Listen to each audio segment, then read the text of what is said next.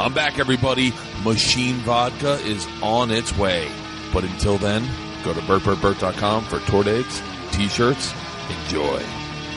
This is the Bertcast. We're starting. Make sure we're starting. Yeah, we're starting. The other thing I do that I'm really bad about on these podcasts, I never introduce who I'm talking to. And people are like, we listened for like 10 minutes. Who the fuck were you talking to? I was like, oh, that's Sam Tripoli. You don't recognize him? So in here, Pete Correale, Sebastian Maniscalco. What's up, man? I listened to the very first episode of your first podcast. Fucking through the roof. It was like, you know what it was like? It's like an ADD podcast because you guys have like awesome production value. Yeah. Like, it seems like you have hundreds of thousands of dollars invested in it. Listen, Bert, we're a little blown away right now because we do try to put ours together production-wise. It's great. We cut, we edit, like, you know, we take out the fat, right? Yeah. And, you know, we think we're doing this really cool thing. Then we come into your man cave, which, first of all, calling it a man cave is an understatement. It's gorgeous. This thing's fucking pretty ridiculous, isn't it? This is like a log cabin. It's the best thing that ever happened to me. You go, I don't do any edits. I don't introduce people. And you got like 9,900,000 more listeners than us every week. So can we just take a breath here? It's Rogan. It's Rogan. Just do Rogan's podcast once and you'll get like fucking 300. Like that's the difference in this, like, this pot, like you see people that have been doing a podcast forever, and you're like, how do you tip the scale? How do you get into the next level? And then you do Rogan's once, and all of a sudden you see your Libsyn numbers spike, and you're like, holy shit! Even that we walk in here and you go, you know what your Libsyn's not? I'm like, I thought he was talking cholesterol. I'm like, I'm feeling pretty good for my age. I run. That's what I was about to say. How do you like living in LA? I'm leaving.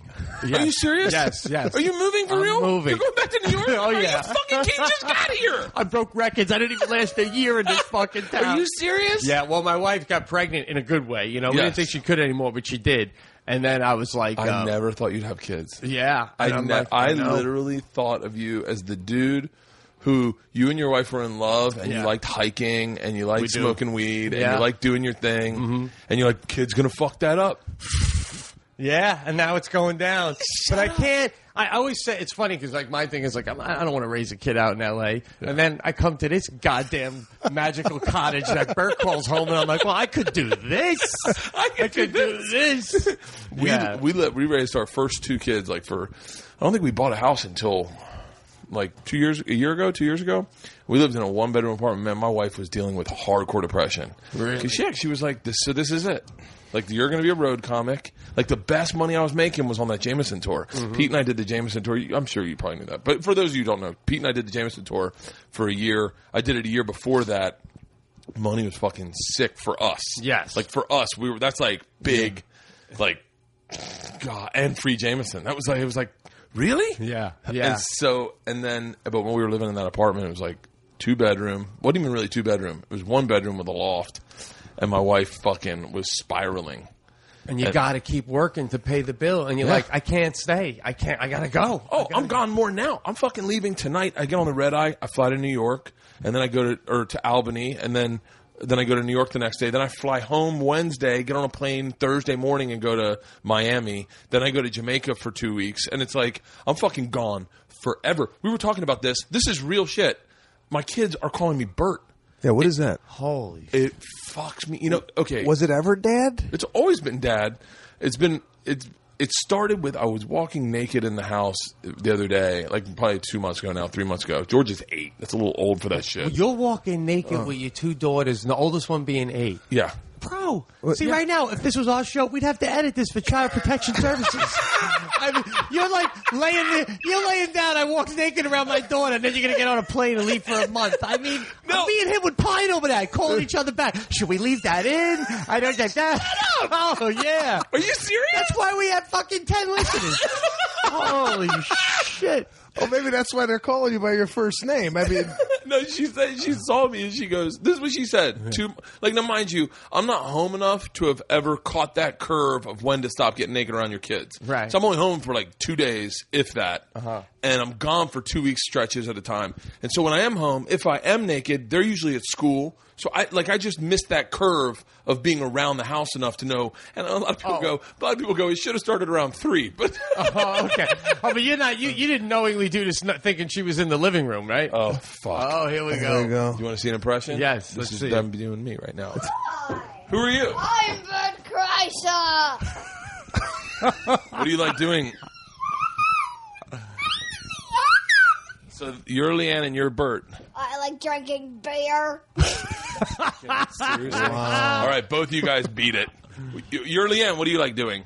I like drinking black honey. All right, everyone out of here. Go back inside. That was a fantastic show. Georgia and Isla. Great job, guys. Yes. Go back inside. Wow. Okay, that's it. No more coming back out to the man cave. Do you see that? Oh, my. I like drinking beer. That's all they know about me. Well, what, are they watching you on TV? They see me on what's TV. happening? They see me on TV. They like I'm a good dad, but I'm not home, and I'm really not home a lot at all by any stretch of the means. And so like this is the way this because I got upset they were calling me Bert, and Leanne was like, well, no, it's a nickname. They're giving you a nickname, and the way nicknames work is when you hate it, that nickname sticks. The second, no one ever gets a great Big Dick Malone, and everyone's like, call me that. Right. You get a bad nickname, and it sticks. He goes, it's driving you nuts, and it makes them laugh when you go fucking crazy. Yeah. They'll go, Bertie Boy, and I'll be like, it's Dad. And they're like, Bertie Boy, hey, Bertie Boy. So then, and now that's them. They think whatever it is that just sits in town. I like drinking beer. I was like, that's the half of it. You don't even know what I like doing. You got to get to know me. Do you know how hard it is to do this show right now? Me and Sebastian come over here to sit down, and you're like, I'm not about to see my kids for a month and a half, and they're coming in doing impersonations of me because they miss me so much. But anyway, Pete, where are you playing next weekend? What the fuck? Wait, you guys don't talk like this on your podcast? Oh man, Yeah, we don't do this. What? This is very free form. Oh yeah, no, we Yeah. talk about real heavy duty stuff, but we just don't do it. Like this. Yeah, well, we do. Well, we talk free form, but I'm just saying this is like kids are walking in. You know, my girl walks in on our podcast. We're like, okay, how are we going to get rid of the sound of the door? Are you serious? Oh yeah, we cut immediately. Are you serious? Dude, we're making comedy albums. That's what we always say. We don't do a podcast. We do little mini comedy albums. If I feel like if we're doing a bit too long or something's not working out, I'll call up a guy who does Woody Allen. I go, I need you to leave a message saying, enough with the talk about blah, blah. Like, oh, it's all. Are you serious? Too much. I can't keep up. I haven't written a joke for stage in 6 fucking months. Because of your podcast. Stupid podcast. Dude, I said I got the first episode I did was with Joey Diaz and my dad and Tom Segura sitting in here, and I edited out Joey saying goodbye because he said goodbye for like 5 minutes, and dude, people fucking blew up on me. They're like, do not edit it. Do not. They love the shit where it just meanders, or they kind of it's like trying to figure out what's going on. I love it too. Like when something goes on in the room and you see everyone, their attention shifts, and you're like, what? Then you start imagining it. You're like, ooh. Like when the kids come in, I can't edit it out because they fucking love this podcast. They're the intro, is them doing the intro. Right. So I leave it in, and people wonder what it's like. I like that part of it. All right, well, just today, before we came here, me and Sebastian were chatting, doing ours, and we were talking for a quick second about that guy on Notre Dame, Mancave, and we don't even do current events, right? Yeah. So at one point, I'll be honest, I go, I'm not really into Hawaiian people, right? Now, that's an edit. You know what I'm saying? I mean, I can't drive home from Sebastian's. No, I'll never do a gig in Hawaii again. You know, like this. I'm not really into Hawaiian people. But I meant like the whole lay thing and the pineapple. I was basically saying, like, if I could pick, I wouldn't pick Hawaiian, right? Like, to be. Yeah. And so how do you ever say stuff that you go, oh man, I can't believe I said that. Now you're on a plane to Jamaica going, I hope people don't get upset. If I had a 6-year-old daughter coming in going, this is Daddy, hey, no problem. I mean, do you ever say a nationality you don't particularly like? We got reason to edit. You're fucking gonna blow up on Twitter. Pete Correale, #Hawaiians. Oh, no. See, I don't need that. I want to blow up on Twitter, but not for that. You know? Oh, God. We only have 1,000 every monthly downloads, but they're down. It's like very... Half for family. Every time, just saying over Sebastian's and his fiance goes, my sister wants to say hello. She listens to the podcast. I'm like, now that's one less stranger that I thought was listening to it. Oh, that's the worst is when you like get your dad that emails and goes, love the podcast. You're like, oh, what the fuck did I say? Dude, my dad says love the podcast. I go, fantastic, a download. Wait, what? Do you like, would you get nervous about, here's what I do. I learned this watching podcasts. They're like listening to podcasts. A lot of times guys like Bill Burr is the best at it. He goes, what the fuck do I know? I'm a fucking moron. I have no opinion. I'm an idiot. But let me tell you something about gun control. And then he rants about whatever he wants, and you can't take him seriously because he's just fucking around. He's trying to get you to laugh. Well, what do I know about Hawaiians? Let me just get that in real quick. What do I know? Tom Segura. We do 4th of July gig at Pearl Harbor, and the one rule is don't make fun of the Hawaiians. And Tom Segura's opening joke is, man, Hawaii, they said it was slow here, island life. I didn't know they were talking about their metabolism. And fucking, you can just see the Rear Admiral fucking stomping around. What the fuck? So yeah. I do a rule where I go, like, I try to stay away from race entirely because it's out there forever. Yeah. And it's like I don't ever talk about anything really. Shit, dude, you got to edit my thing out. I was only kidding. I didn't mean the people. I just meant the skirts and shit. I was want to. The limbo. I'm not even into the limbo. That's all I meant, dude. That's 100,000 people. Oh my God. Yeah. This how you want to get a lot of listeners. Do your next podcast and just title it Hawaiians. Everyone. Let's just stop talking about it. We're just adding salt to the wound, man. Let's be. Hopefully your sound was a problem. You say sometimes you have volume problems. Everyone fucking pisses and moans about my sound. Good. I hope this is one of those episodes. You were going to say about when your family members are listening to like a dad or something. Yeah. Sebastian, you got to tell him, how would you deal with this about your dad with your closing joke on Conan? When he said to you, he didn't... yeah, no, my dad's like, it's... I don't know. I think most parents are proud, maybe, if you go and do a late night show. They're proud of you. Yeah. No? Well, I get a call. He goes, the closer on Conan didn't really care for it. It's not your best joke. This is in hindsight, right? Like, well, this is after. That does me no fucking good. I don't need that note. yeah, man. Yeah, there's nothing like before. You shouldn't do it. Like after that, you shouldn't have done that. You got a lot more like better stuff than that. I'm going, I don't know. You call maybe, hey, congrats on the Conan. Great job. No, but my father's my biggest critic. So it's all business, right? Thank God he can't. He can't even download the podcast because he doesn't even have the ability to. He's in Chicago, right? Yeah, he's an immigrant. He doesn't have. Wait, like Italian? Yeah. Are you like 100% Italian? Yeah. And you're 100% Italian. I'm half Irish. Your mom's Irish, right? Yeah. I have a visual of your mom. Like, hold on. Did you put this in my head, or she's like the one lady from 101 Dalmatians? Yeah, that's a joke I do. Yeah, that's it. She's still smoking, man. I fucking ran into. We probably can't talk too much about this because he's my boss technically. Pete's best friend that he talks about in all his jokes. Oh, my buddy Larry, I told you about. Oh yeah. Yeah. He works for the ad sales at Travel Channel, and we're sitting having drinks one night, and he comes up just real slow. He's kind of like a big dude. And he goes, so they say you're a comedian? And I was like, yeah. And he goes, you know a guy named Pete Correale? I said, yeah. And he goes, he's my best friend. And I was like, oh, nice. Not friend, best friend, right? Yeah, and best friend. And I go, okay. And I go, wait, you're not Larry, are you? And he goes, yeah. And I go, you're Larry? And he goes, yeah. And I went, shut the fuck up.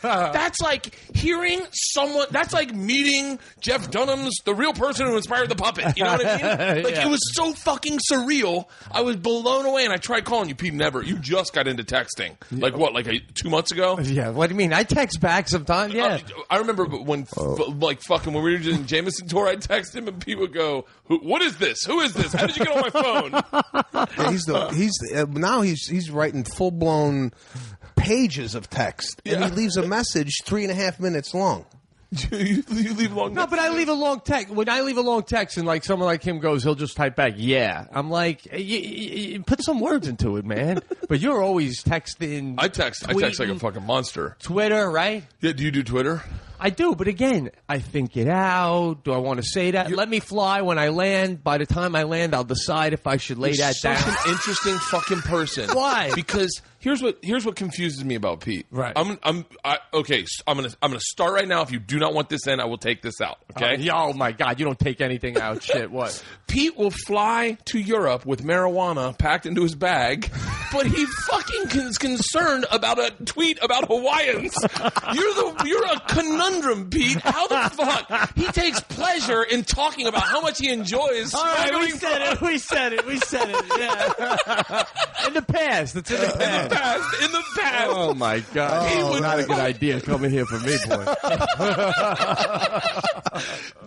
But like, how do you? Where's the connection in the overthinking of like a tweet or a statement or the podcast, which is free form? And quite honestly, I think people download them. I don't know if they listen to them. Right. Like, I download all of yours. I haven't listened to one in probably literally since the beginning. Right. I started listening. I was on the road, and then they just get to my thing and they count as downloads. They get for everything good, but I don't listen to any fucking podcast lately unless I'm on it. I listen to mine. Is that bad?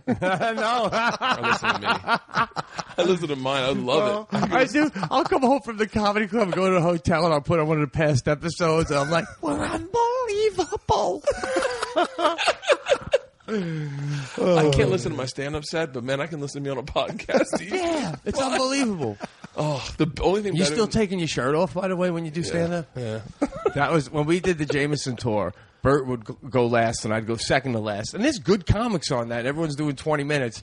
And I remember one particular show, you come off, and everyone does 20, but you'd go up and you do at least 30, you do a little bit more, and you'd be exhausted, and you sat back one time, and you go, oh, man, it gets to be a pain in the ass going last sometimes, man. Maybe we could switch it up once, you know? And I go, dude, I told you before, if you could just adhere to two things. One, stick to 20, and two, keep your shirt on. Because once you take your shirt off, no one can follow that. It becomes a completely different thing. And you look at me dead on, you go, I can't keep my shirt on. I'm like, then you go in last. I couldn't, because I'd have this, it was like a pick-me-up. Like, you know when you go on the road and you just get like, bored of your act, and then there's that one thing, like maybe coming up to music or having a drink like halfway through your set or anything, whatever it is, that ripping my shirt off is that thing. It fucking just takes me, like I rip it off and you just hear people that, because we were all still very unknown, and people would be like, what the fuck is this? And then you'd be like, it's going to be that. And the best is after you do it and the whole, hey, I took my shirt off moment is over, you go right back into stand-up, but just with no shirt on. Shirtless. Like if you walked in at that moment, you wouldn't even know that like it's a big deal. It just does the rest of his act. I've done an entire show shirtless before. And mind you, I lost 35 pounds recently. I was 245 doing an entire show shirtless, just sweat pouring down my arm, off my elbow, dropping onto the floor. You actually rip the shirt off? No. Yeah, sometimes. Like if it was the tearaway buttons, that was a great feeling. Or just throw it up over my head. Oh, it's great. You don't do that, Sebastian? No, I've never even had the urge to do that. But you're in shape. You should. I couldn't get away with that. Why not? Could you get away with taking your shirt off and doing a set just bare chested on stage? Oh my God, no way! You could. You just gotta figure out the right way to do it. Yeah, but then what am I going to talk about? I mean, I have to address it the whole time I'm up there. I got no shirt on, man. Yeah. You're in great shape. That's not the point, man. But all right, would you take your shirt off and do that how you do if you didn't have chest hair? Or do you think you'd be less important? No. I keep it on. Right? Yeah. See? You gotta be a man, like a bear. When I first dated my wife, she ran her fingers through my hair once. We were dating for a while now, and she goes, I never dated a guy that had hair on his chest before. And then I go, well, then you never dated a man. Right? Yeah. I mean, I'm not here to play volleyball with Tom Cruise and Top Gun, right? Remember them? They all have bald fucking chests. I'm like, where is the man out there? So if you were bald, no way, that shirt stays on. When I first started dating my wife, I would shave my chest because that was what guys did back then. Oh my God. Sebastian, I know you shaved your chest at one point. Hey, I trimmed it down to street level. I think. Yeah. Down to the street level. Yeah, no, it's growing back. I think I might need another trim, but yeah, this is. Oh, why would you What do do you that? mean for what? You keep it nice, tidy. A man, God Yeah, said, listen, you know it what? doesn't grow. It doesn't look good fully grown in. No. So you got to keep it trimmed out. It looks no. You just haven't had it grown in for a long time because I would trim mine and I thought that it looked nice and neat and tight. And my wife one night was like, "You gotta two things." She said, "Stop trimming your beard," because I was trimming like a line in my beard. Yeah. She goes, "Stop trimming your beard. A real man lets that shit grow down and grow up. Yeah. And stop shaving your chest." She goes, "You look good with chest hair." So then I started doing chest hair until then I did. And then at one point I tried to like Caesar it off to shape tits. Oh shit! Yeah, like comb it down and then trim a lot. It's a lot of work. Yeah, I just recently started letting my armpit hair grow. Like, You used to shave your armpit hair? like right now it's trimmed down, but like I didn't realize that the armpit hair stops you from sweating, like stops you from like pitting. Bullshit. My wife shaves her arm hair. She's a Polish, man, but she's like, she literally has to take towel and put them under her armpits. That's what I'm saying. Oh, you mean the hair? The hair stops you from pitting. Oh, the hair I've been stops going. you. I always have a problem like auditions, meetings, stand up, like a port show. What are you gonna say? No, go ahead. You have a problem with sweating? Yeah. I put Botox in my armpits. Oh, you did that? Fuck! I almost did that. I think Amy Schumer did also. How do you I'm not make certain fun of about him that. for saying he puts Botox Because in when his you armpits? have a got the problem same with it, problem. when you have a problem Oh, with for it, the sweat. Yeah. What did you think? To look younger? I didn't know. In Yeah, case maybe you put someone in a headlock? Oh, I look younger in this, don't I? So my armpits don't wrinkle. Oh, shit. All right. No, I had a huge problem. Look at slapping a microphone right now. So wait, you did it? Yeah, because I had the same problem. Did it stop? Auditions, the wing. Yeah. I highly recommend it. Wait, I don't know what the hell it's doing to my insides. I'm probably passing away. But my ring would be down to my hip. That's how bad it would be. And now, nothing. How often do you have to do it, like, to stay on? Once every 6 months. Oh, that's nothing. Dude, it hurts a lot, I'm sure, It's right? just pricking. It's like they're shooting a needle into your armpits. And it hurts, but it's not that bad. I know. Outside the ring, does that sweat, or is it just gone? Nothing. There's no sweat. I fucking do it But- for that. My calves are now sweating on stage, which I've never had happen before. Swear to God. Shut up! Are you serious? I look down 40 minutes in, my calves are drenched. Wait, do you know that they say that about your body is how to redirect itself? Like people that get tummy, not the fat thing, where they what's it called? Staple? Nope. Where they suck it out. The liposuction? liposuction. The fat no longer grows there, so it grows in new places. So like my wife's best friend had liposuction on her ass and legs, her old best friend, and then her arms started ballooning up. Because Really? fat will grow. It's meant to grow on fat people, and it just looks for a new spot. So I wonder if that's what the sweat's like. Fuck, we got to get out of here somewhere. Yeah, no, it's coming out other places, definitely. But, I mean, dry armpits and I sweaty take calves. sweaty calves over dry armpits. Are you going to Botox the calves now, possibly? I might have to. Just wear really thick socks. Just wear wristbands around your calves. I found that I've always had a problem going to meetings and sweating in my armpits, and I stopped shaving my arms just because I'd never had the clippers with me, and I never thought about it, and I started losing weight. That was the other big thing, is when I started losing weight, I didn't notice when I jog or that it would like knot up. Like when I was big, I would jog and my armpit hair would knot up. That's why I shave it, because I liked running, but I never lose weight. So then I lose weight, the arm hair grows, and I started noticing I'm going to meetings and I'm wearing a single shirt, no undershirt, light blue, and not sweating. And I'm like, shut the fuck up. I guess I beat it. I guess losing weight beat it. Yeah. Then I shave my armpits, fucking pouring out. And I was like, I'm done. I'm growing these. That's the last time. I'm growing these suckers out. What was the weight loss due to? Just running and diet? I did a cleanse called the Clean Program. I've talked about it before on the podcast. They're not a sponsor, but I do support them. It was the best thing I ever fucking did.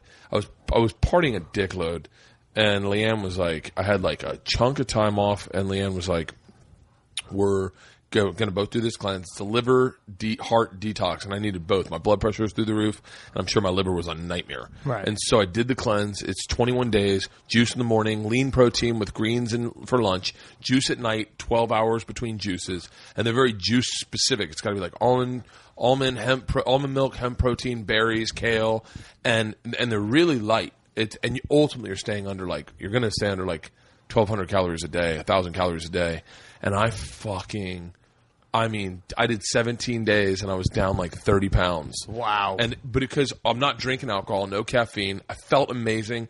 My daughters even noticed. They were like, God, Daddy, you seem so relaxed. I was like, really? And they're like, yeah, really relaxed. And I was like, oh, it's interesting. And so it was the best thing I ever did. And then once you get the weight off, all of a sudden you start jogging and you're like, wait, this is what healthy people feel like when they jog. Now I run 8-minute miles. I used to fucking stress to get a 10-minute mile. Now I'm running 8-minute miles on the reg, 3 miles in 24 minutes. And I'm like, shut the fuck up. I'll run a fourth. I don't give a shit. Nice, man. Wow. So then you start getting in really great shape. And you start feeling better. Your clothes fit better. You're just all around happier. Yeah. And so now I eat healthy because if I eat shitty, I feel like crap. Yeah. But it was the best thing I ever did. I did a detox once with this guy. In a nutshell, though, it was it ended up, you stick to vegetables, then raw vegetables, and the idea is you're cleaning out your whole system, and then you end up going a day, 24 hours with nothing except distilled water, nothing. And the craziest thing is, as you get into the day where you're not eating anything, you start taking dumps more. And you're like, where is this coming from? Because it's just all been caked on the sides of your intestines, and it's all coming out, and you just keep going. And then what happens is when your body isn't taking time, this was explained to me, to break down shitty food or overeating or booze, all that energy can be focused on your other body parts and really get you to a point where you're in this almost euphoric high of such clarity. I did it just to try to get there. And one day I was there. I hadn't eaten, and then I came back and I did everything just right. I was 2 weeks in, and now I was just on raw vegetables. I wouldn't even chew. You can't even chew gum. Distilled water only. And then I started talking faster and faster, and I was like, it was like being on some sort of coke. I was just so clear. Everything was so clear, man. And I felt so good that, I was like, all right, I got there. And then I just, got drunk and went back to normal. You can't sustain a life like that. No, you can't. I did a hydrocolonic. Have you ever done that? No. Where they shoot water up your ass? No. Oh, my goodness. Yeah, did a hydrocolonic, and it was for a TV show a long time ago. FX, FX, it's called The X Show. Was that the Peter Billingsley? Yeah. But he was on it before I was on it. Oh, okay. He was a producer. But I only know that because he was friends. He's friends with. Oh, you're friends with him too. Yeah. Oh, yeah. Okay, that's right. He did the Roadshow movie. Yeah. Okay, yeah. He I didn't never know him. Do you know Ari Sandel? He was on that I show. know Ari. Okay, yeah. Wait, he directed. Yeah, the Vince Vaughn. And he won an Oscar. You guys were all friends with him. Yeah. His chick lived in the building that me and my wife lived in, and I ran into him one day. This is so horrible. I was in the elevator, and I'm going down in the elevator, and I'm by myself, and I fart. So I'm like, I don't give a shit. Right. Doors open on the third floor, and it's him and his chick. And he sees me. He goes, Bert Kreischer. And I went, yeah. And he goes, it's Ari. I went, hey. And he goes, Ari Sandel, I worked on the X Show. And they start getting in, and I walked out. And I was like, wait, let's talk out here. So I got off the elevator, then closed, and they're like, what are you doing? But I just farted there. I was like, I can't meet him in an elevator that I just farted in. I remember when I was a kid, I farted in my dad's office. I was by myself in the kitchen, and I farted, and my dad walked in. He smelled it, and he goes, the fuck is wrong with you? He goes, what if someone walks in? And I was like, I never thought past that. And then his secretary walked in, and she goes, and walks away, and he goes, no, she thinks that was fucking me. Oh, God. Oh, why do I fucking laugh harder? Sometimes the thing I'm telling isn't even funny, but it is to me when I hear it in my head. Yes. No, it's all right. It's kind of funny. Okay, thanks. So, wait, what were we talking about? Ari? Peter Billingsley. All right, Peter Billingsley. Oh, cleansing. I got a hydrocolonic. Yeah. And they said, they're like, listen, your system's stripped, so do not drink any alcohol. Because the second you do, you're going to flood your body with toxins. It's going to fuck you up. I was like, I'm a professional partier. You do you, I'll do me. Yeah. So I went and had a couple glasses of wine, and I started hallucinating. And I was in a car. They were trying to drive me, and I was just like, I could see lights flashing by, and I was like, I shouldn't have had that wine. Holy shit. Fucking most. And I looked skinny as shit. If you want to look skinny as shit, get a hydrocolonic. Why? How? Like, you just do it once, and what They happens? just shoot gallons of water up your ass. Yeah. And then they have a pipe where all the shit coming out of your body goes right by your face. So you see this just green goo coming out from your body. And then it takes everything out. It's super uncomfortable. Holy shit. It was the greatest fun. And then you shit water for like a day. Because you still got water up there. Right. It's just pulling everything out. But is that good? Isn't it good to have some bacteria in the system? I didn't research it much.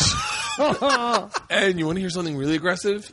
So they're not doctors, so they can't put shit in your body. So we get in there and we're taping it, and the woman goes, "Listen, normally I put the thing in your ass, but I can't because you're on camera and I'm not allowed to technically. So you're gonna have to do it to yourself." And I was like, "Whoa." I was like, "How big is it?" It's like this big. It's a hose that's this big and it's angled like a carrot, Right. and I had to shove it up my own ass. And I was sitting there and they got a camera on my face, and I'm like, it's really hard to shove something up your ass. Have you ever done that? Yeah. No, I'm saying, yeah, it is. And was there anyone else in the room while you're doing this? A camera crew. Oh. Fucking videotaping me shoving it, get a shot of his hand, putting it up his ass. I'm like, no. Let's let everyone think she did it. But yeah. Holy shit, dude. Yeah. You are still nuts. The things I've done on TV, I swear to God, I fucking look back and I go, I'm going to have a really interesting funeral. Like, my funeral's going to be fucking... Are you still smoking cigarettes? No. Shut up. No, man. Not for How a long? while. A couple of years, man. Yeah. What? Yeah. Are you serious? Yeah. How did you quit? Nicorette gum, pretty much. Yeah, You that's miss what I it? did it. Yeah. What? Yeah, I miss it all the time. I know. You were such a cool smoker. I too. thought so, too, dude. I had a Zippo. Who has a Zippo, man? Come God, on. you were such a cool smoker. Do you do anything else? Do you smoke weed? Yeah, oh, yeah, of Okay, course, yeah. yeah. But, yeah. Did you get a license when you came out here? Oh, right away. And the thing about these pot licenses out here is when I went to get the license, you know what 420 is in the pot world? Yeah. You know, it's like symbolic for whatever reason. So I go to get my license, the pot license, and I'm in the doctor's office, and I'm like, all right, this is a little more serious than I thought. The lady's in a lab coat, the office is nice, have a seat, well, the doctor will be with you. Just fill out this form. So I fill out the form, I hand it back to her. Now, I was born on 4/20, April 20th, so I hand her back the form, and as I go to sit down thinking, wow, I guess this is kind of serious, the lady behind the counter looks over, excuse me, your birthday's 4/20? I go, yeah. And she goes, cool. You get a free brownie for that. And I'm like, oh, my God, this is a joke. What a joke. I go into the guy. He's like, what's wrong? I'm like, I get migraines. I also have a bad back. He's like, hey, I only need one. I heard your birthday's on 4/20. You're in, man. You're in. Right? See, now, if that was you, you would do something with that. Some sort of marketing thing, right? Fucking guy. It's unbelievable. You'd be the pot guy. Yeah. Have you ever smoked pop, Sebastian? Yeah, but I don't do it on a regular basis. Like, would you do it, like, if it's around? I don't know. I got to be in a mood. You seem like the kind of guy that would rather be in control of your body Yeah. than like to let go. Yeah, no, I'm very in control. I don't really like... I don't know. I never got into the pot thing. I think it stinks. Really? The smell of it. I don't like it. Do you like it, Bert? Yeah. I liked it a lot more when I was younger. You're a beer guy, man. I'm a beer guy. I'm a Yeah. beer and whiskey guy. I love to get drunk. Are you still drinking now that you're clean? Yeah.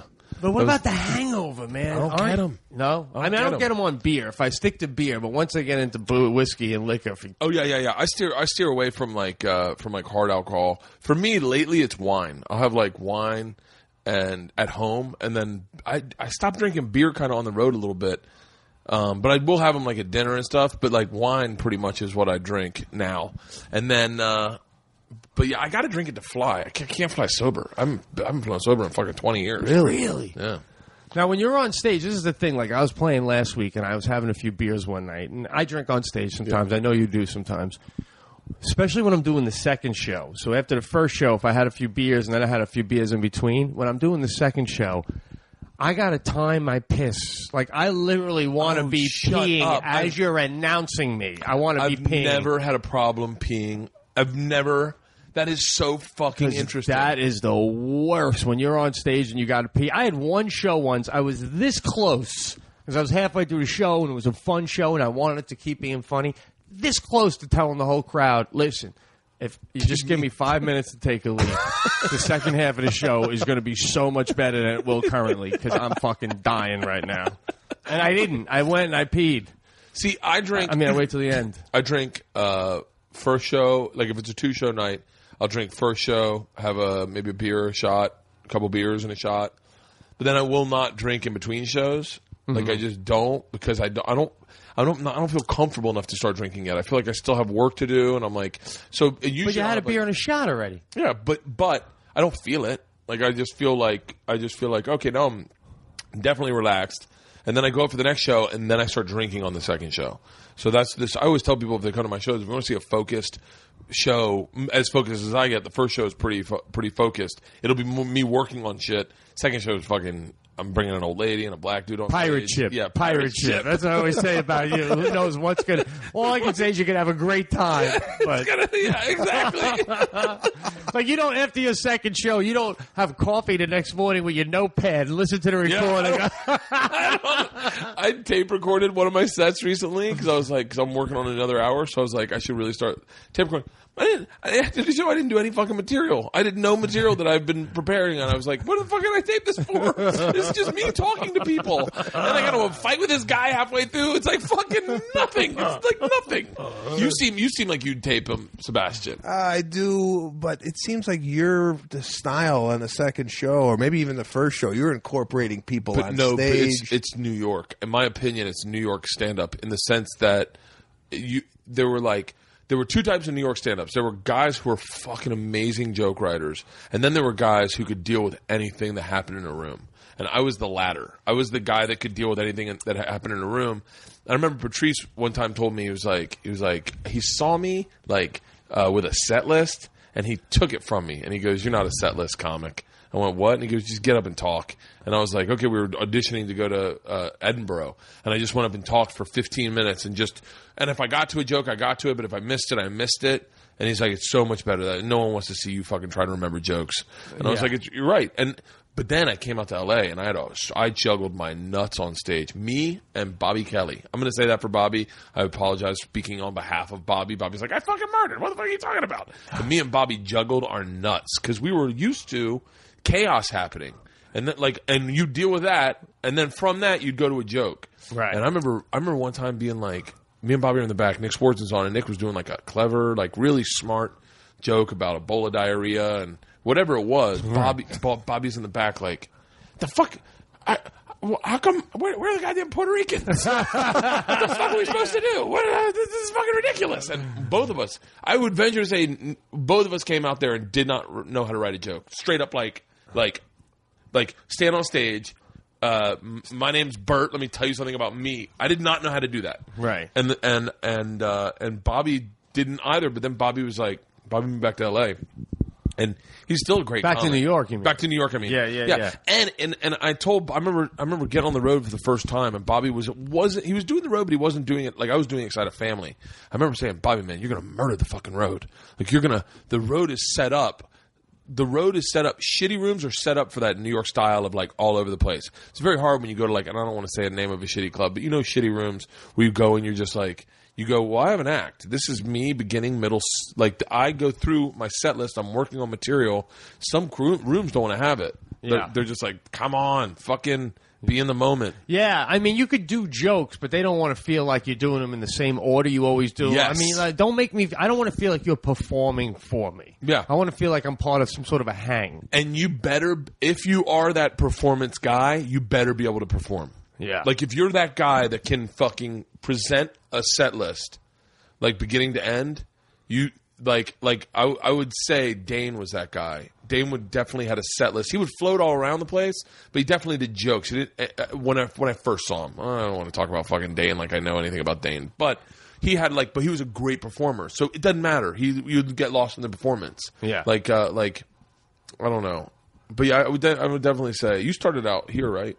Yeah, I started out in L.A. in '98. It's Comedy Store fucking type comedy. I hate to say I'm incorrect in saying it's L.A. New York, but the Comedy Store is the same fucking muscle. As New York. As New York. Yeah. I think. I feel that way. I mean, I'd never perform. I went to go see him at the Cellar, but I get the same Cellar vibe that I do at the Comedy Store. Some similar. I think the Cellar comics are probably leaps and bounds more talented. I don't mean to sound shitty. No, I'm not saying that. The Cellar comics are literally. Let me rephrase that. When I started, the Cellar comics were the best comics in the country. That it was like you were hanging out at an all-star event all the fucking time. Yeah. And then I think that was a shitty thing of me to say because I just don't hang out at the Comedy Store. But like now you go to the Comedy Store and there's a lot of guys that are not maybe like you don't the upper echelon of what used to hang out at the store doesn't hang out at the store anymore. Yeah. Like, but man, I remember going to the Cellar and being like, fucking Colin Quinn, Jerry, everyone was there, man. And you're like, shut the Wanda Sykes, and they're just waiting to do sets. Dave Attell, and you're just like sitting there like, I will never get up in this club. Yeah, you know. I always wanted to hang out at the Comedy Store. Do you do sets at the Comedy Store? No, I went there once, and he said to come back. But the thing is, you're on the road so much now that even playing the Cellar for all those years. Once I started going on the road, I'd be home for like fucking 2 days. Yeah. So I'm not going down to the Cellar. I don't have time. 10 minutes. What? To do 10 minutes. To do 10 minutes. Yeah. It took me a while though to really start to do new stuff on the road. Really? Yeah, because when you do a new joke and it's not perfect and then you got a room full of people, like 200, 300 people not laughing, I'm like, nah, I got to go back to do this to get you back on my side. But then I started to realize this is all I got, man. I'm not playing in the city anymore, so I just got more comfortable doing new stuff. But yeah, ever on stage on the road and it's particularly rowdy, late night crowd or something, and you can handle it because you can, Yeah. But when you get off, you start thinking of people that you don't think could handle the comics, and you're like, how the fuck would so-and-so? Because like so-and-so's on the road, they must have this happen. Does that person eat it? I don't see them being able to come outside of their shell. I know exactly what you're talking about. Yeah. I know exactly what you're talking about. And it fucking makes me crazy. The worst is when you hear someone that works at the club talk about how brilliant some guy is. And now he gets standing O's every fucking show. Oh my God! Especially when it's not someone you think you like, not someone that's good at all. And then you're sitting there going, and then you're like, and then you look at the room and how they police the room and they don't, and it's fucking absolute chaos. And you're like, wait, this guy got standing O's in this fucking room? Was it a bringer show? How the fuck did he get the monsters I got in my show were fucking assholes? Yeah. But yeah, that makes me fucking crazy. It makes me less crazy now. I've got a fucking whole new list of crazy. There was one club I was playing at, and why do we do this, right? There's a photo on the wall, framed big photo poster of a comedian. It doesn't even matter who, but I don't think the guy's very good, right? He's not famous or anything. So what is it to me? Why does it matter to me? But I can't. By the third day there, I'm driving with the owner of the club to go do radio, and I'm like, what's with so-and-so on the wall? And like, he explains it, but then when I get home, I'm thinking to myself, what did I get out of that? Why don't I just zip it? But sometimes you just can't fucking help it. It does no good. I know. Isla definitely has a crush on you. Oh, yeah? She's walking by. Did you see that? No. She's cleaning. She's cleaning. She's walking around cleaning right now. Right. Do you see how she's dressed up? No, She put on a fucking outfit. She's got knee-high boots on. Yeah? She's looking my way? Yeah, I'm telling you, man. Don't let her hear about the Hawaiian comment from earlier. That'll turn her off. No, she'll just jump on your team. I hate those people, too. I didn't say I hate them, dude. Oh, man. No, you love Hawaiians. Yeah. No, it's But I don't try to. I try not to do any of that. It doesn't matter anymore. You just do your own thing on the road. But don't you're bringing out an audience that's reflective of your behavior on stage, right? Don't you think your audience? I mean, you're taking your shirt off now. But when you were doing that before, you had a following. Yeah, before you have a following, you're just going up to strangers. Yeah. But then I could get if that behavior would get other people to fucking act like get out of their shell. I remember I had like two black dudes humping a grandmother on stage, and I would look for that because I would be like, I wanted to get famous, and I thought that like you had to have crazy shit happen at your shows, and I'd be this guy that had these fucking insane, like I was like, scrap the material. Who gives a fuck about the material? I'll do 20 solid minutes of material, and then I will make sure chaos happens. I will fucking bring chaos into this room, like black dudes showing their dicks in Miami, just fucking I'll never forget, like just. But then you're right. You do fucking. That's the power of how likable you are, though, man. That's what you got to be careful with, because you're so likable Yeah, it's almost like you're saying, people like me so much. Look at, I can get black guys to show their cock on stage in Miami. That's insane. Well, how does that even happen? I fist bumped a guy recently, like, because he liked the joke in the front row. We touched fists. I said to Sebastian, maybe once a year do I touch an audience member. You know, that's like unheard of, man. Physical contact. He's got him dancing around naked up there. I've fucking How does that happen? Yeah. Sebastian's right. Like, how does that even occur? How do you bring that? How do you announce that? It starts.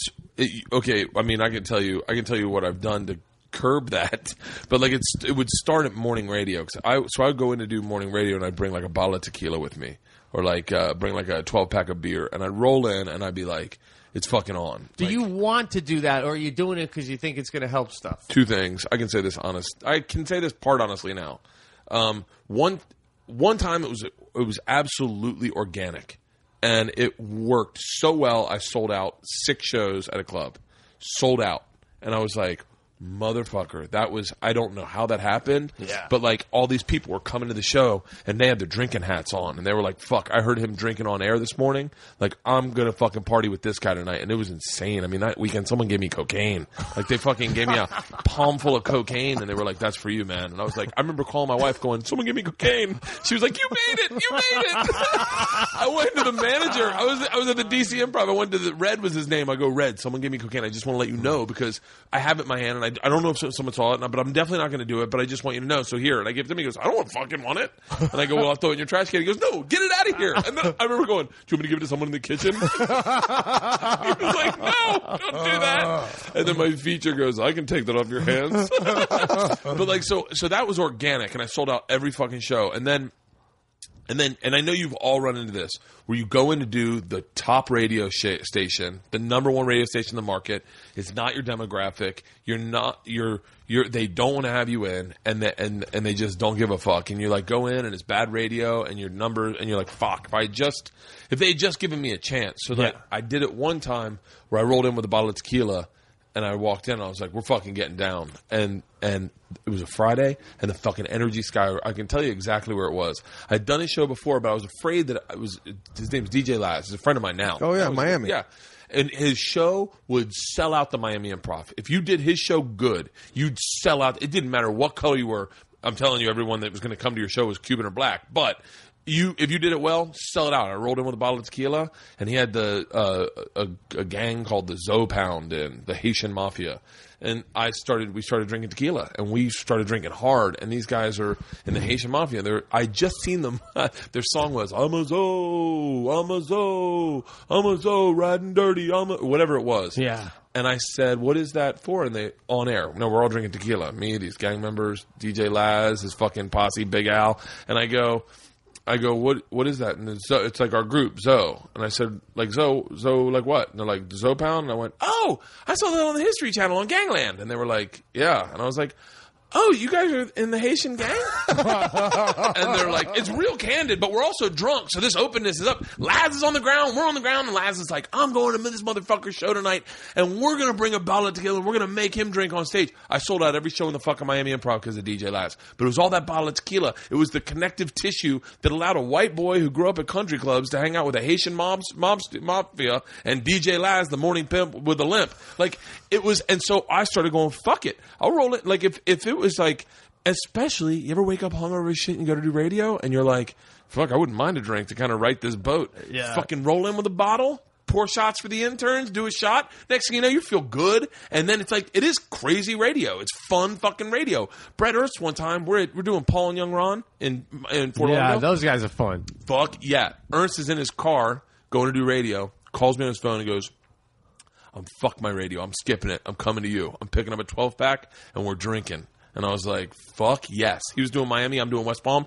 He comes over. Me, Ernst, Paul, Young Ron, and Orny Adams are drinking Heineken at 8 in the morning until 10:30. We go 30 minutes over, and it's just gold because we're fucked up. We're all drunk. Yeah. It was just such great energy. So that's what I started doing, and then that would bring this real party, rowdy crowd to my shows.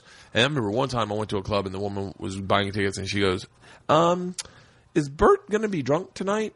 And the lady's like, oh, I think he's going to be fine. He'll be sober. And she goes, well, I kind of like it. Last time I was here, he fell off stage, and I was kind of hoping that would happen again. I was like, Holy shit, dude. yeah. But yeah, I haven't been on the road, quite honestly, all that much recently. So I haven't really gotten that. Wow. That chaos hasn't really. That's why you got to get water shot up your ass every once in a while, huh? Holy shit, man. Tequila morning radio. We should do. What I'd like to do more of is go on the road with friends. Like doing that Jameson tour was the best fucking thing. I know it was. It was so much fun. It was fun, man. You know. Do you remember that one night we stayed up in Dallas until like 6 a.m? That was the one in Denver when security came. Do you remember that one? Yes, And you had no shirt on. I had Oh my god! It was in my hotel room, and I'm smoking butts out on the balcony. Wait, hold on. Let me paint the picture. Have you been to Denver Improv? Yeah. Okay. Do you know how the room's set up with the balcony and the door, and it's a big pyramid, the whole place. Yeah. So the balcony has two sweeping doors, two big glass doors, and so if you open the door to the front door and your windows are open, air floods the fucking place and sucks it into the middle. And I will call this out. I think, if I'm not mistaken, this was a very long time ago, but I think there was marijuana being passed around. Yes, there was. Okay. Not that I was doing it, definitely. I don't think Pete was doing it. I don't know who was doing it, but it was definitely marijuana in the room. But I turned around with a party, and I come in from the balcony, and you had your shirt off, and I was like, dude, you got to keep your shirt on if you're going to hang out in my hotel room and party with some other guys. And you go, I can't. You're sitting on the extra bed I have, and you're drinking a beer, and I'm going, dude, you can't hang out with no fucking shirt on. And that's when security opened up the door. Knock at the door, black dude. Pete opens the door, and all the air floods through the room, and all this weed smoke hits this guy in the face, and he's like, and then I came up behind Pete, and I go, we're starting a reggae band.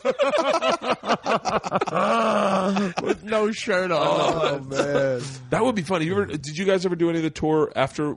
No, we did a couple one-offs, but that was it. The 30 days, 30 nights, we did that, and then we did a couple of shows in Vegas, and that was the end of that. But you're right, I think traveling with the guys is kind of the way to go, right? Speaking of, this is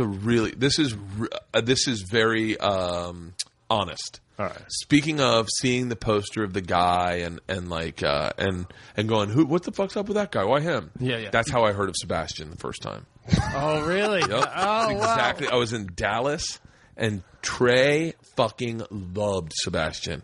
Trey, to this day, you're probably going to be forever his favorite comic. You were on the menus. You were on the comment cards. I think they had a drink named after you. Yeah, it was... He was on the photo in the hallway, right? Yes. Yeah. He was on my pictures coming this weekend. It was a picture of Sebastian. And when I went there, I go, what the fuck am I doing on the menu? You were on he was on the fucking menu. Holy shit. And so I said to Trey, who's this guy? And he goes, that's Sebastian. I said, who's that? And he goes, he's from L.A. You don't know him? I said, no. He goes, he's good friends with Ernst and Steve and the other guy, the guy that wears the cap with the white shirt all the time. Caparulo. He goes, he's good friends with all those guys. And I was like, yeah, I don't know them. He was like, well, you should. He goes, he's the best comic working right now. Mind you, saying that to a comic, that just kicked me in the dick. I'm like, whoa. Have you not been watching my sets? I mean, I'm bringing the shit pretty hot. So then I called Steve that weekend. I go, who's this Sebastian Maniscalco? He goes, he's doing the Vince Vaughn thing, or he's got a lot of shit going on. He's really fucking funny, Bert. You got to see him. And I was like, okay. So but you don't, that doesn't give anyone a fucking free pass in your head. You're like, I'll make the call when I fucking make the call. You had 8,000 friends on MySpace. I had 2. I mean, I was like, what the fuck's going on with my career? Oh, my God. So then Steve Byrne starts a home run derby league. So we all go to Pan Pacific Park and we play home run derby. It's every comic from the Comedy Store, everyone, and the first day we go to meet up, it's Sebastian and me are the first 2 people there. You're putting on... Sebastian had literally the best home run derby outfit you've ever seen. All his blacks matched, unlike Dice. Dice has 2 mismatched blacks, and you're like, those blacks don't go together. All his blacks matched. They were all brand new blacks. He had brand new cleats. He had 2 gloves. He had a no logo hat just in case TV showed up. He didn't have to creak anything out. I mean, he was perfect. And I walked over, and the second I walked over, I knew who he was. I was like, I know this guy. This is the Sebastian guy. And I went, hey, I'm Bert. Are we doing the thing? And Sebastian's like, Yeah. Is that what you're wearing? Oh, he showed up, I think, in jeans and a button-up. Yeah. And he starts fucking hitting the balls out of the ballpark. We couldn't even find him. I played baseball. I got recruited to play college baseball, so this was like fucking a dream for me. Holy it's shit. just home run derby. Yeah. And it was like with a bunch of people I didn't know. Steve Bernazizi was the best player out there, but he had played college ball. He was a fucking beast. The best was Brett Ernst would hit the ball, and he'd talk shit to the ball when he'd hit it. Take that, bitch. Yeah. Get some of that, motherfucker. Yeah, get some.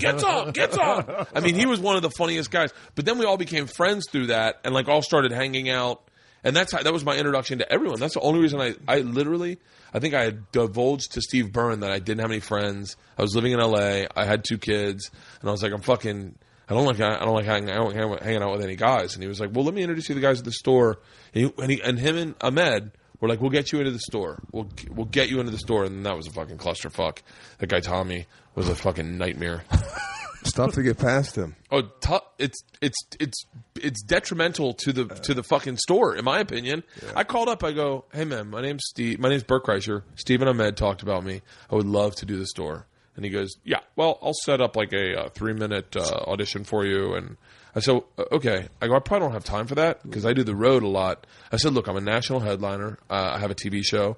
And I said, I just want to really just have a place to work out in the city. And he goes, well, you're talking about the store.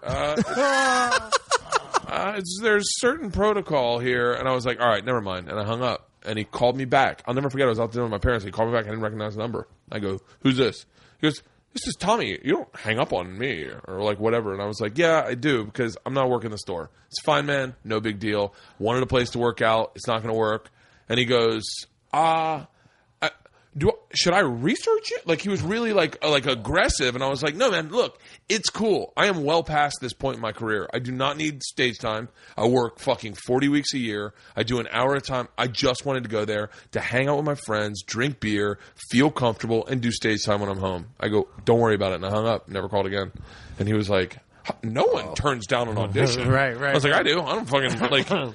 So, but yeah, I haven't worked that club since. Even still, I don't think I've ever been there since. When I got to town, I went to the store. Someone set it up to go down there and meet Tommy and do some time. And same sort of thing, you've accomplished all this stuff and you walk in and you're like, all right. I mean, I'm kind of mad at myself for not being a big enough name that when I walk in, they part fucking ways for me anyway. But they don't do that for fucking anybody. Yeah. But still, you play all the clubs in New York City. You're on the road all the time. Like, this is what I'm thinking in my head. So I go in and I got to do 3 minutes. Now, the crazy thing is, Jeff Ross is in there, immediately comes up, Petey, what are you doing? Brennan comes up, what's going on? What are you doing? And it's like, they're like, you're playing here now? And I couldn't even tell, well, Tommy's going to watch me. I just go, yeah, I'm going to do a spot. Yeah. Oh, my God. Now, Tommy, which is good, though, he didn't even watch me. He goes, I'll just watch a little bit. He goes, just work out. I want you to work out. And I'm like, what, did you really think I'm going to do my best McDonald's shit? Like, I'm going to work out. Yeah. So I get off, and I come over. Mind you, there's like 4 people there. It was the upstairs, that little room. And I come over to him, and he starts going, oh, well, you're definitely a city comic, a New York City comic, and it's a different groove out here. Why don't you come back next Sunday? I mean, you go on, you're in, but we'll work it in slow because, like, you got. And the minute he starts to like tell me how to do it, I'm kind of like, I ain't gonna work here, man. I'm just like, okay, cool. And the same thing, I just split. Yeah. And I don't have the time anyway, but it was like, slow down, man. Yeah. Slow down. You don't give tips. Yeah, you don't. Yeah, I think it's good because it fosters. I think that group that does the store now, they're real tight. I don't even know who really does the store. I know Tebow. Yeah, he hangs there. I don't know if he goes up on a regular basis, but I mean, the guys that came out of the store was the Burns, the Ahmeds, the Caparulos, the Ernst. That's a fucking strong when group. I was there, and then now. You got or later on, Whitney Cummings came out of there. And Chris fucking still strong. So they're doing something right. Everyone you just mentioned, fucking So I mean, but there is a lot of politics involved. Maybe all my fucking cuntiness about it is that I'm fucking that I never really worked out there. Well, there's a process, man. Yeah. Like I know he was nice, and if I go back, I can get on. You obviously would get on, but it's just do you the wanna idea. do you want to hear? This is one of my favorite stories I've told in front of Pete that I will tell again, and he'll say the same thing. I got passed at the Comedy Cellar by Manny, and Manny came up to me and he goes, "Bert, you're a really funny guy." Pete goes, "Bert, he doesn't have an accent." I was about to say. I passed. Well, the biggest thing in New York was to pass at the Cellar, and I was living in LA, and I came in. I was doing Mark Maron had a TV show on VH1 called Nevermind the Buzzcocks, and I was coming in to do that, and I got Barry Katz to get me a spot at the Cellar to audition, and I was like, fucking, it was really like you had to have like 3 people mention you. But I'd already been around there so much, but I just was now living in L.A. I went up and did my set. Manny watched the whole thing, came up to me, sat down. I was with Mark Maron, and he said I passed. But when I remember the story, like I remember him having an accent. I remember Esty having an accent. Esty has an accent. Then maybe that's what. But I remember him telling me to call Esty and get my avails, and I was like, Manny, I wish this had happened. I said to him, I said, if this had happened a fucking year ago, I would have never moved to L.A. I would just live in New York, but I live in L.A. Yeah. He's like, well, when you come in, I was like, no. And then he passed away. Yeah, And I don't know if he ever talked to Esty about me, but that's my real regret. I was going to go to his funeral and go, man, he was a great guy. Esty, did he ever mention about me calling him for avails? Well, is it that hard to get past there? I mean, is it hard to get an audition there and get passed into the Cellar? Well, you got to get a recommendation from like 2 or 3 other comics to Esty, who runs it. Mm-hmm. But the thing about it with her is if you give her a recommendation and the guy's not good, depending on how well you're into the club, it could affect your spot. You know what I'm saying? So I personally have never recommended anyone just because I'm like, I don't want to walk in one day and have her go, I did not like him. I don't know. Because she would like, Geraldo was always a good one about recommending guys on the road, you know? Yeah. And then, she'd sit in the back and watch them and go, I don't even know what he saw in this particular one, that. And you're like, whoa, man. So I had a murderous set that night. I'll never forget. I was supposed to follow Attell. It was like a late night. I was supposed to follow Attell, and Attell was late. And it was like right before him was Ben Bailey, I think. And it was like, and I always liked working after Ben because Ben was very meticulous in his stand-up. He was very slow-paced. And I was like, if I bring a little bit of energy, I was like, there's no way I can follow Attell, but if I brought a little bit of energy, and it was one of the best rooms I've ever performed in. And you'd watch so many fucking murders. Dude, I tell you I hung out with Brewer? No. Fucking love that guy. Yeah, he's a great, I had a great fucking dude, blast. Do you know Jim Brewer? Yeah. Fucking... I had a blast with him, and he was like, I don't really drink, and then I started fucking slow rolling that. I was like, come on, Jim, one night in town, let's go out and fucking do it. And then he was like, all right, let's fucking do it, and we got fucking lit. Where were you? We were in Pittsburgh doing a show at the theater, and Brewer, Tammy Pescatelli, and Greg Warren. Do you know Greg Warren? No, the name. No. He's a real hard road guy. Like he lives in like Kansas City, but fucking monster. Like really funny. You'd like him a lot. You and him could do a fucking tour together and sell out the fucking country. Because you're very different, but you draw the exact same type of people. Did you ever do Bob and Tom? Never. Oh my God, you would have murdered Bob and Tom. Have you ever done that? I just did Bob and Tom like 2 weeks ago. Oh, I've done it before. Yeah. You've never done Bob and Tom? No. Never got on there. God. That's a fucking. You should call. Are you with Judy? Yeah. Oh my God. Oh, I'll talk to you about this off air. You should call Judy and get Judy to get. No, we have talked about it before. It was just whatever. Logistically, never worked out. Where I went through with Did you do Dayton? India. I did it a long time ago, but never got a chance to get on there. Oh God, you'd fucking murder Bob and Tom. I don't remember we were talking about partying with Brewer. Yeah. So Brewer, the best is Brewer goes. They're like trying to get us. We go to the show, have a good time. We go drink wine. We go out back to this after hours club that's got an open mic, and they're like, "Do you guys want to get on stage and maybe do some time?" And Brewer's like, "Big mistake. We're not doing that."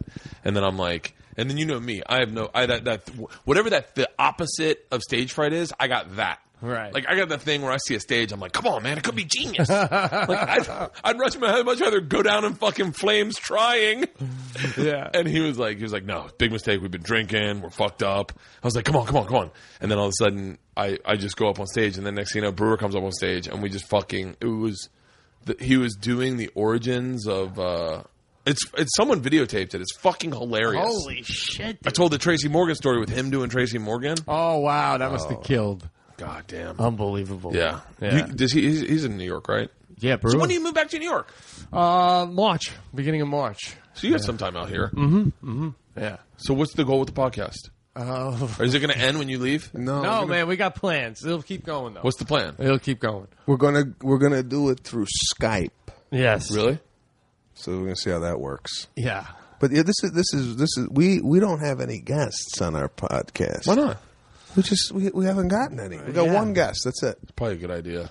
Yeah, we need some guests at this point. It's a pain in the ass doing guests. When you texted me, I got fucking excited. I was like, ooh, looks like I'm doing a podcast. Because I need a fucking guest, and I can't get... I mean, I can get them, but I feel bad asking people. And, like, I haven't even asked Rogan. Yeah. Like, and he's a no-brainer. That's the thing. I don't want to ask people, Rob Schneider said, I'll come on, and I go to Sebastian. So we're going to have to take the Zoom and go to Rob Schneider's house, I would imagine. And Sebastian's like, why wouldn't he just come to where we are? And I'm like, I just don't think... He's gonna, I'm not that he's like some huge star. I just get the vibe. The little bit I know him, he's like, I ain't driving 40 minutes. Oh, I think you drive.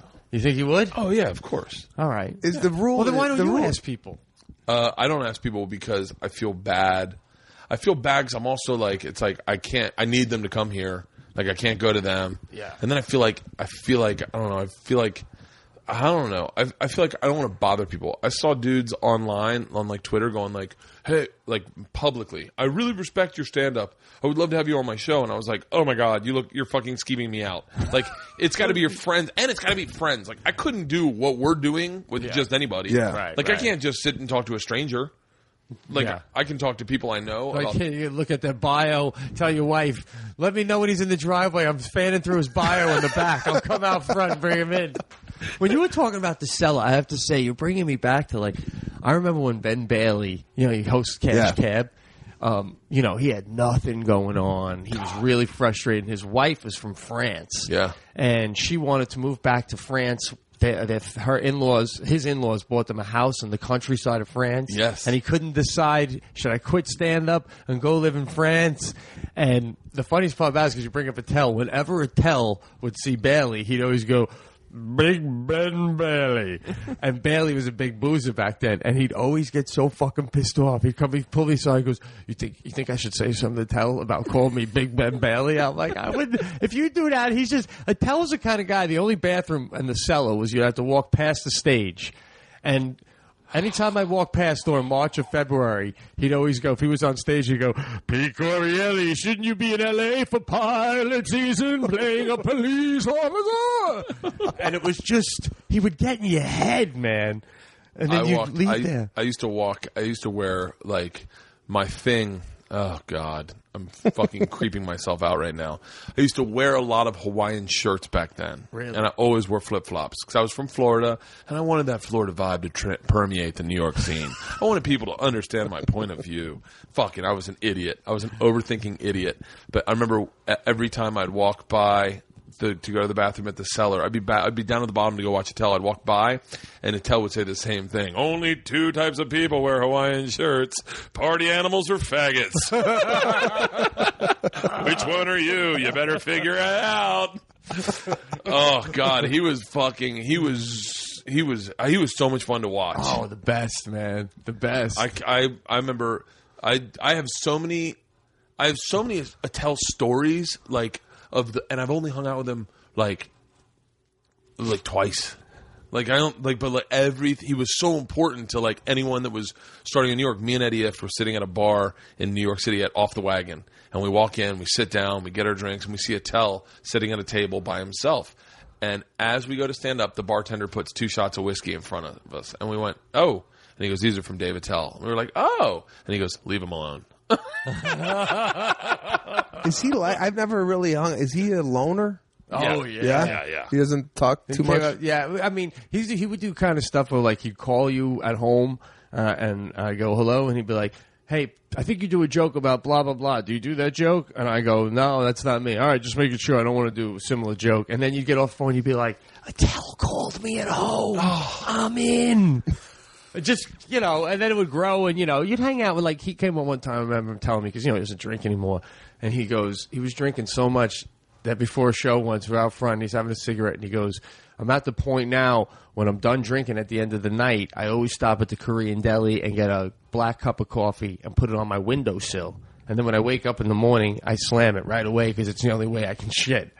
And you're just like, I don't even know what to fucking say to that. That's how heavy he was drinking. He would say things on stage that read an underlying tone of deep honesty. Oh, you guys are all party boys. Wait until you're 40 and you're shitting blood. And you'd just be like I remember we did. I'm sure I've talked about this, but I'll say it again because it was like one of those defining moments in my career when I was this feature act.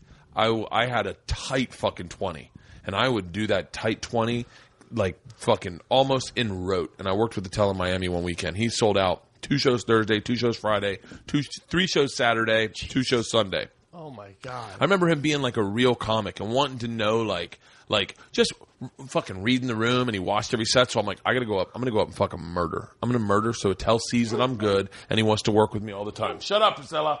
And so I go up and I fucking destroy. First show Thursday, I fucking light it up. I light it up good. I get off stage, Attell's in the back, and he goes, how are they? I went, they're good, man. They're going to love you. And he's like, okay. So he goes out, does a set, kills.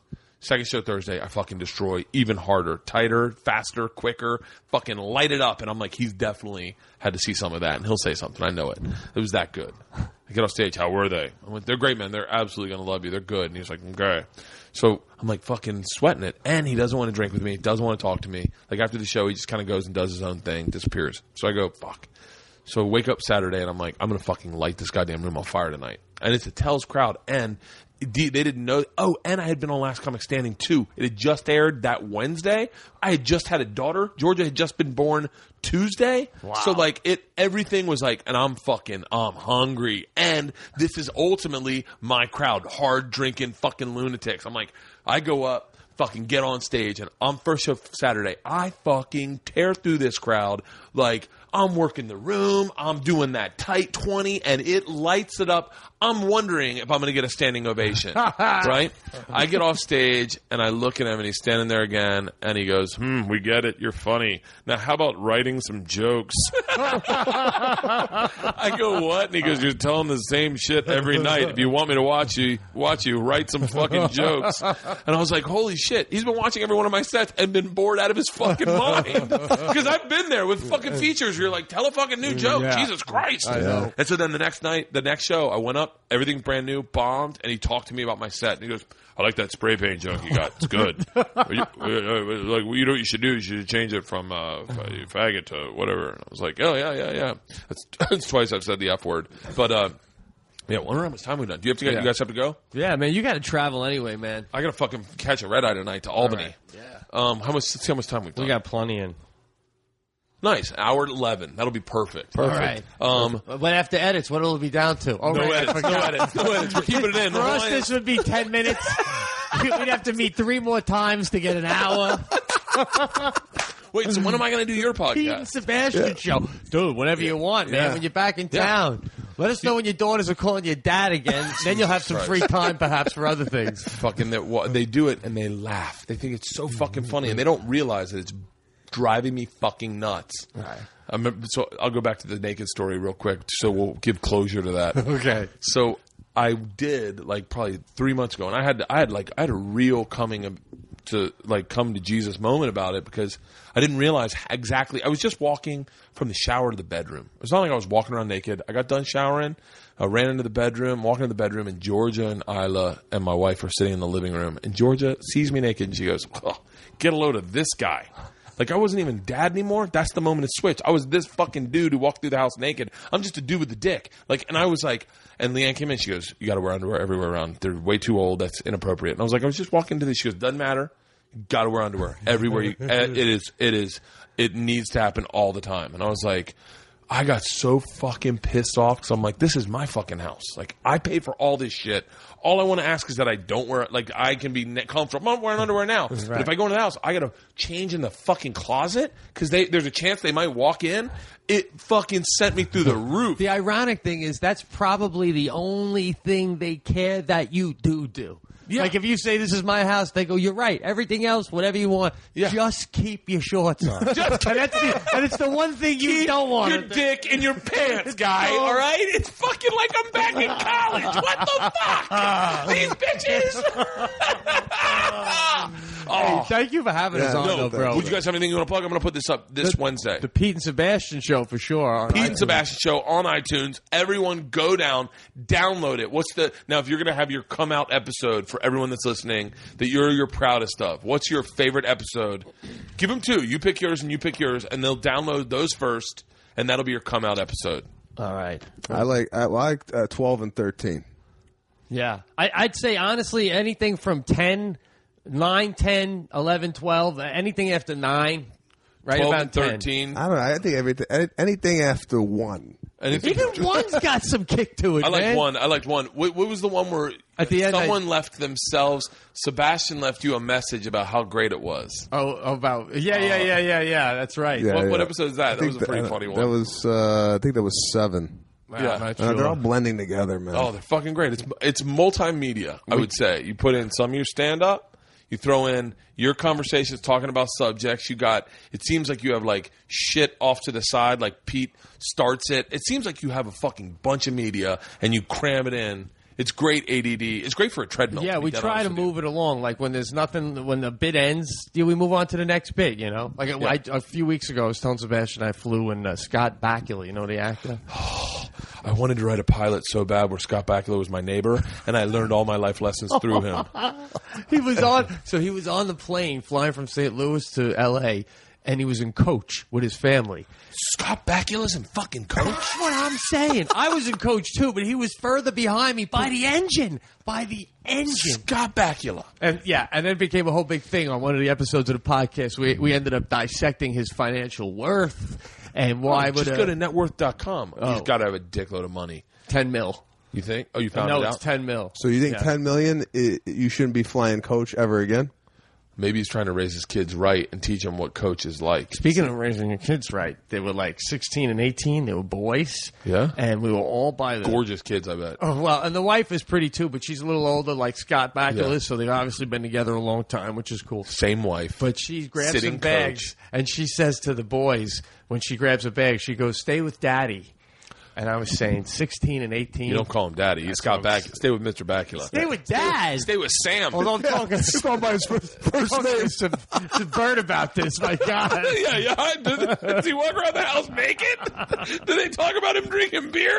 I fucking have a story about flying one time with my daughters, and I'm fucking noise reduction headsets, and I'm drinking, and they're in there by themselves, but they're in their pajamas, and this woman hits me and goes, "Sir," and I was like, "Yes," and she goes, "Those your daughters?" And I take my noise, and I'm like, "What?" And she goes, "Your daughters?" I go, "Yeah," and I put it back in. She goes, "No, sir," and it hits me again. I go, "What?" And she goes, "Your daughters?" And I go, "Yes, they're both my daughters," and I put it back in. And then the one behind me goes, "Sir," and I take it out, and I go, "Yes." She goes, "I think your daughters need you." I take the other ear out, and Georgia's yelling at the top of her lungs, "I threw up in my vagina! I threw up in my vagina!" She had thrown up. She was just being specific. She was sitting like this with her feet on the thing and thrown up in her lap. Oh, my God. But she called it like she saw it, and I had no. She'd been yelling this for a solid minute, and people around were like, "Where the fuck is this dad?" And I'm just like, "Tap out. Someone take care of this." Scott Bakula. That's fucking. I saw Toby Maguire driving a Civic one time. Wow. And I went, "What the fuck is he doing?" Wow. I was like, "No, I'm sorry. It wasn't Toby Maguire. It was Seth Green. Seth Green. Well, that's a huge difference. Okay, Spider-Man to the sun. But he's been working his whole fucking life, and he was driving a Civic, and I went, here I am driving a fucking Navigator. I'm making $700 a week on the road. What the fuck? Where are my? Don't you love when I know we're supposed to wrap it up, but when the money part of Hollywood comes in and someone says, "So, I remember one time I bought like a really expensive car because I had a TV show, and then the TV show went away. And the first time this guy saw me, he goes, "You must be hating that Denali right now with no money coming in." And I was like, "Fucking why you have to take it there?" You know what's so awkward? You know what's so awkward? Is today I sent you my. This is way too much information. Be honest and tell me if you've ever done this, Sebastian. I sent you my address. And I sent it to him, and I was like, if I was Pete, the first thing I'd do was Zillow that and see how much he paid for the house. We just talked about this. Are you fucking kidding? No, not about that. What do you mean? No. We talked about you don't ask anybody how much they paid for a house, how much they paid for a car. Yeah. Do you agree with that? 100%. Okay, but you could find out what they paid for it, In right? a heartbeat. I didn't know I could do that, man. Oh, you do it. Do it. You'll see exactly how much I paid. But I do it. I mean, I do it. Like, we go to someone's house to go play at their house. I was like, I wonder when they bought this. I wonder how much they bought it for. I wonder if they're upside down on it. I wonder if, like... Yeah, you could do that. Yeah. Oh, yeah, you can totally do it. There's no reason to ask that question. You just go, you make sure you get the address, and then you go home and you go, oh, man, My sound guy told me we were bull riding like a week ago in Austin, and my sound guy goes, just giving you a heads up, because I'd started talking to the rancher, and my sound guy goes, don't ever ask a rancher how much acreage he has, and you never ask a rancher how much head of cattle he has. Because that is a direct reflection of their exact bank statement. Right. Like if you say I have 72 acres, well then you can go. If you're another ranch, okay, that guy has $125,000. Hey, how much head of cattle? Every cattle's $800. Okay.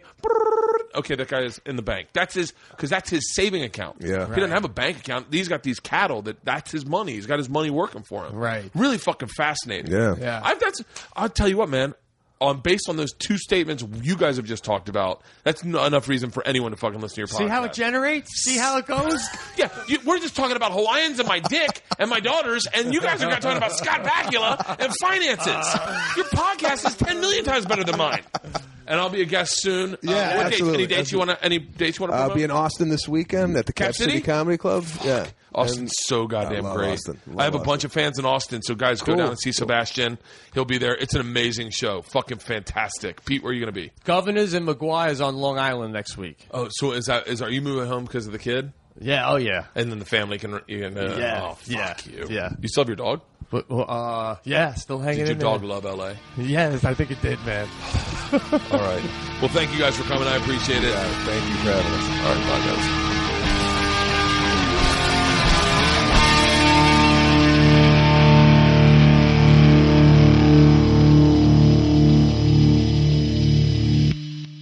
This episode was brought to you by The Machine.